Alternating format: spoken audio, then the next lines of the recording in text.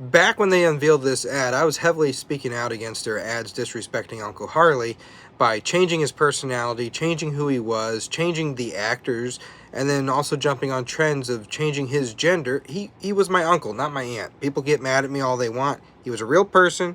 He did not identify as a woman. He was my uncle.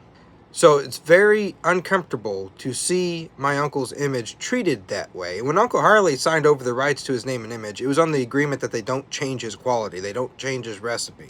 And he successfully sued them for misuse of his name and image in the 1970s when Heilblein decided to sue him for opening the Colonel's Lady. So before everybody that thinks they know what they're talking about gets on here and starts trying to insult me for the things that I am saying about defending my uncle's legacy and who he was, do a little bit more research first. But who would have thought back in 1964 when he sold the rights to the restaurant and his name and image on the agreement that they don't strive away from his quality and recipe, that they would turn him into a stripper, that they would change his gender, that they would do this, that, or the other to him officially as the brand, misrepresenting him to the public. Who would have thought that? He didn't.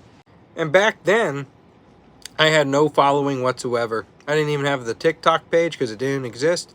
And I didn't even have 10 followers on Instagram. And I don't think I had 100 subscribers on here. But I was still passionate about it, and I was speaking out against those ads because I wanted people to know who the real Colonel Sanders was, not these ads. And I wanted the brand to know how upset it made the family feel.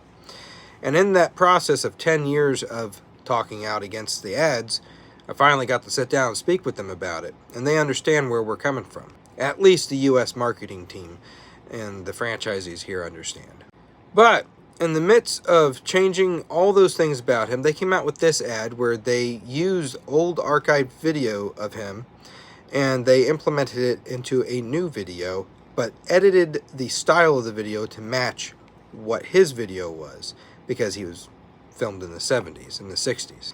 And I thought that was really cool. I think they should do more ads like that. If they're going to want to bring back Uncle Harley, they should do it in that way.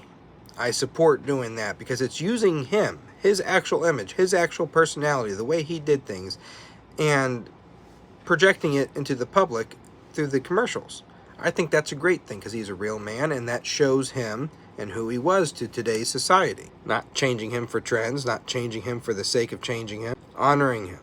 If they're not going to use anyone in the family to represent the values and the legacy, then use the old archive videos, use the technology, and implement it into new stuff today.